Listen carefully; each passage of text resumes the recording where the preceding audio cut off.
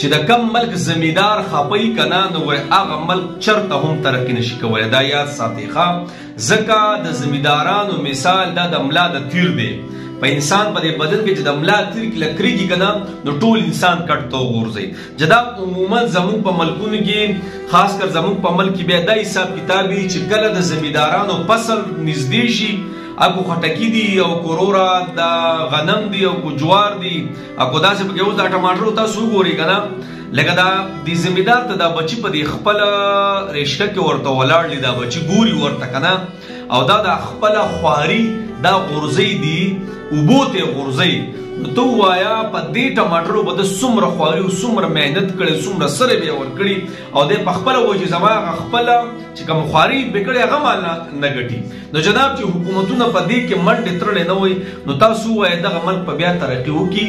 ګوره غنم ارزان شو، خه کافي ارزان کړ سیدا، زمیداران خوازي او دی خوازي وړم خه کافي ارزان کړه. ګوره اسینا چې دا غنمو دا سیزنونه ختم شي او بیا وړه او جناب روټي او غنم دا علاسه ته ورسي.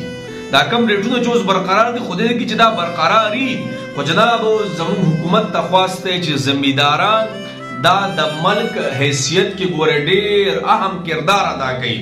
خو الله دې موږ ټول معاف کړي. یقین وکړه چې د چا په سرې بس هغه پکې پروت دی.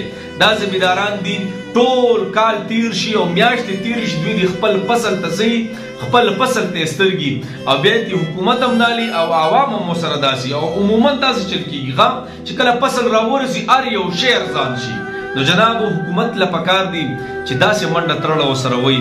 دا غریبانانو بل کار سید زمیدارانو پیسې خو حق حلال سچا پیسې خو پته نه لګي چې څه مسلې. یو خو د زمیدارانو د زماله خواسته چې د زکات ډیر خیال ساتي. د زکات کله نه کله ګوره د الله د سیړه اپتونه هم راځي ښه، او زمیداران چې زموږ کمرونه دي ګوره هغوی زکات کې ډیر کوتاهیان سټارټ کړي. په خپله ما د دنیا او کسانو رنګونه وکړه مولانا صاحب پلانې او ډګرې یو زوی راته رنګ وکړو زما پلار زکات نه ورکوي په غنمو کې. زکات وایي زکات شوی دی او خټ کم سے کم په موږ باندې کم سے کم 1.5 منه زکات دی یو قسم لا او زما پلار به 15 منه ورکړه او نور نه ورکوي او زه ورته ښیم چې ورکړه. نو ګوره دا عموما دغه مسله هم راځي ښه. خو بهر کې به زموږ حکومت ته خواسته چې زمیداران غریبانان ټول عمر تیر شي او ټول کلونه او میاشتې تیر شي او دغه فصل ته کتنې او چې کله فصل پوخ شي نو بیا دغه حیثیت یو تار دی بلې بل تار دی. الله دې به مو رحم وکړي.